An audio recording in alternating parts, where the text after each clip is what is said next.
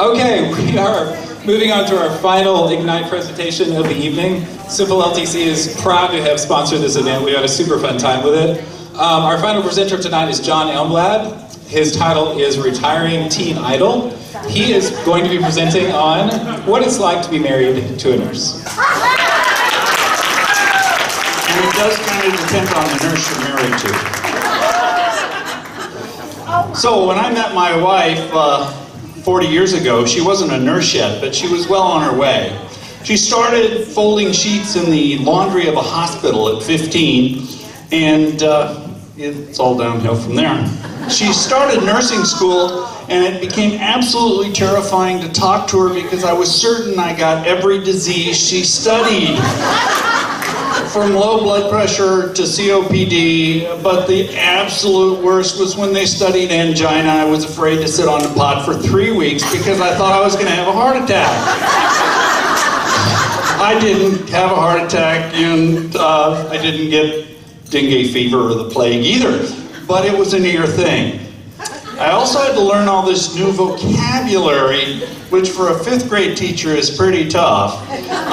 You know, with the PRN and the UITs and UTIs and Q4 hours. And then there was this: Suppurative, Necrotic, Decubitus, Ulcers. Better known as dinner conversation at our house, where Diane would describe in great detail the looks, the smell, everything. And then there was the time that I woke up in the morning, and before I even had coffee, I found a pile of bloody clothes in the bathroom. I run in to check on her, and it's just that there was a little incident with a exploding bag of blood there in the surgical intensive care unit. She told great stories about the nursing home residents once she started working there, like the lady who would wear her underwear on her head. And the resident's only concern was the hair staying inside or was it sticking out the leg hole? Diane's concern was the underwear clean or not? You know, that's a nurse there. She also had a resident that liked to be announced. In 1982, there was a huge blizzard at Christmas time in Denver. And Diane was stuck at the nursing home for 3 days with 3 employees, and 100 residents. And they had to make it work, and apparently they did okay, except that burned hard-boiled eggs were not on the menu. So she also had a resident that died during this time, and nobody could come to get it because they couldn't get to the facility. So she put it on an unheated porch and called it good. When you live with a nurse, you deal with courage all the time. Like the time that Diane helped a woman who was being beaten up at a convenience store get away. You don't run into that with elementary teachers.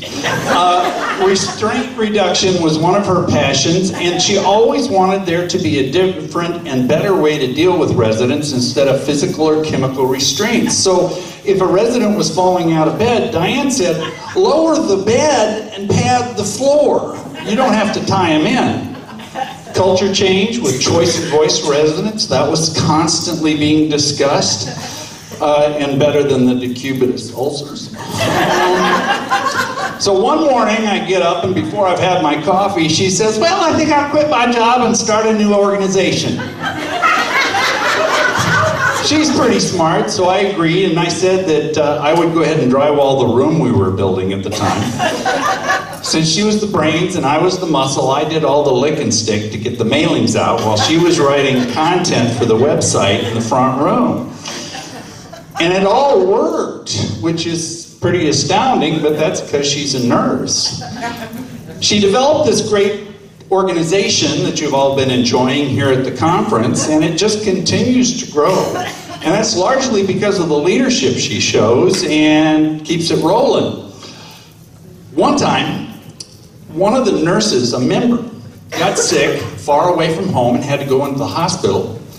So Diane called members from that community and asked them to go to the hospital to sit with the nurse who was sick. And they did. That's AANAC.